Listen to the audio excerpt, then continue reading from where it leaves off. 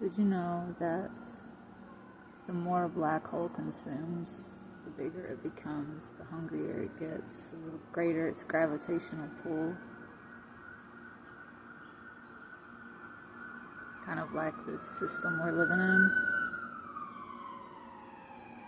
This capitalistic, unchecked capitalistic society where the bottom line is profit at all costs. It requires constant growth.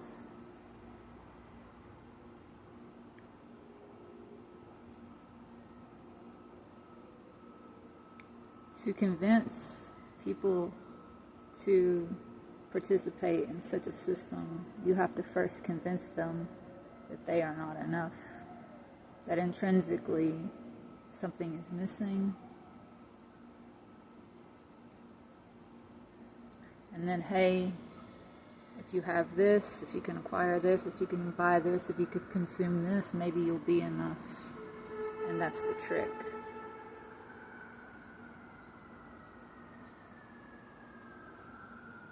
And the fastest way to create that sort of sense of lack and sense of meaninglessness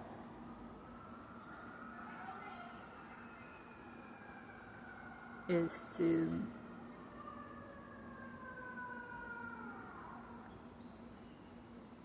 deny the existence of God,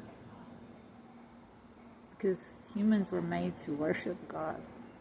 That is our purpose, is to serve and to be stewards of God's creation, and we are part of God's creation.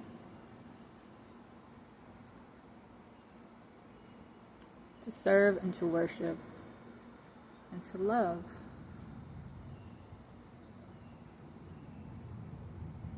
And we've been provided with everything that we need to do all of that, to serve our purpose. We've been given the breath in our lungs. We've been given fresh air and sunshine and water and food that grows freely on the trees and up out of the earth that God made. All of that is enough. It doesn't require constant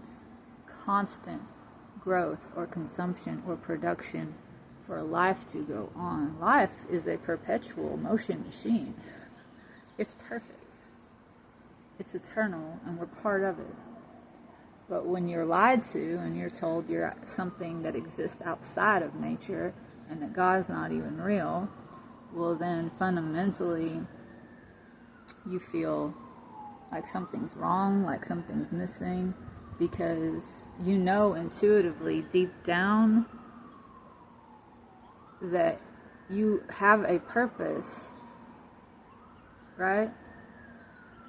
Purpose is to serve God and to be a part of this natural system that God made.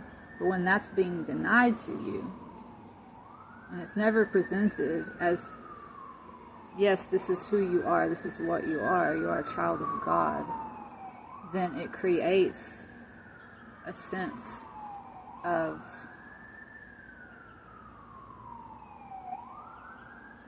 loneliness, a sense of listlessness, meaninglessness. And your function as a child of God, part of your function is to worship God.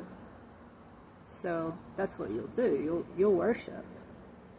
But being told that God's not real, you'll fail to worship God, and you'll worship money, you'll worship pretty things, you'll worship sex, you'll worship drugs, all of the things that make you feel good temporarily.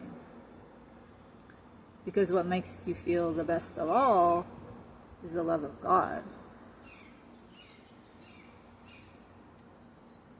But you've been told through media, through music, through movies, through popular culture that that's a fairy tale, that's a myth, that's something silly, stupid, ignorant people believe in.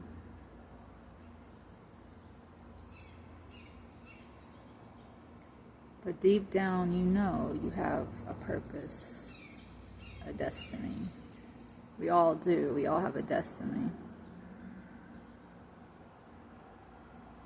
That's your soul's mission on this earth, in this incarnation. That is your destiny. And everyone's is different. And I guarantee you there's not a human alive whose destiny is to die with a bunch of money in the bank, or with a bunch of cars in the garage, or owning a private island. That's no one's destiny. Chasing after all of those things gets in the way of us discovering and living out our destiny. All of that is external.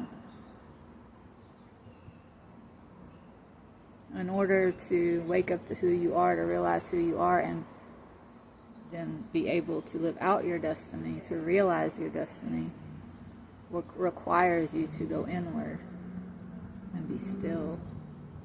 Because just like a seed has embedded within it all of the information it needs to become a carrot or an apple or an oak tree, we each have information embedded within us that if we allow it to and we give it the proper conditions, will unfurl.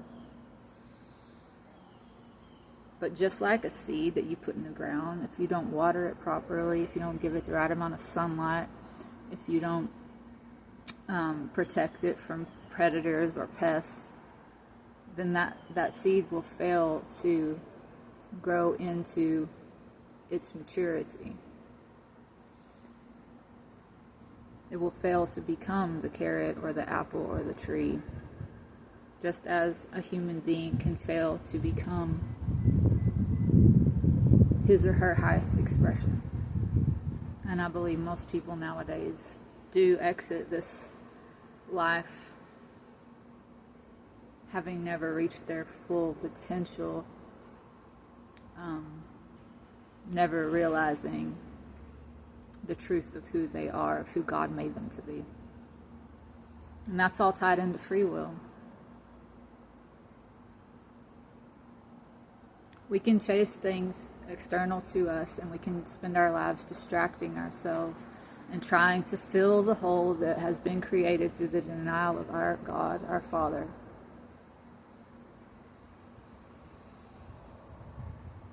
Or we can turn away from the lies and turn inward and be illuminated from within and have the truth revealed to us, because it's inside of us. God put it there. It's in your heart. And when you get really still and really quiet and you listen,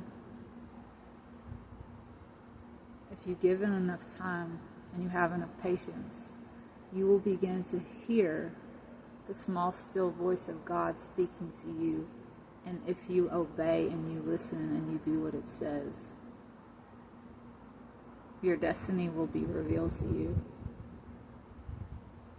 But it takes trust and faith in the face of a world full of lies that's going to tell you you're foolish, that you're irresponsible, that you're stupid. But you know deep in your heart the truth. And you know how you feel when you don't listen to the truth. Don't gaslight yourself. It'll make you crazy.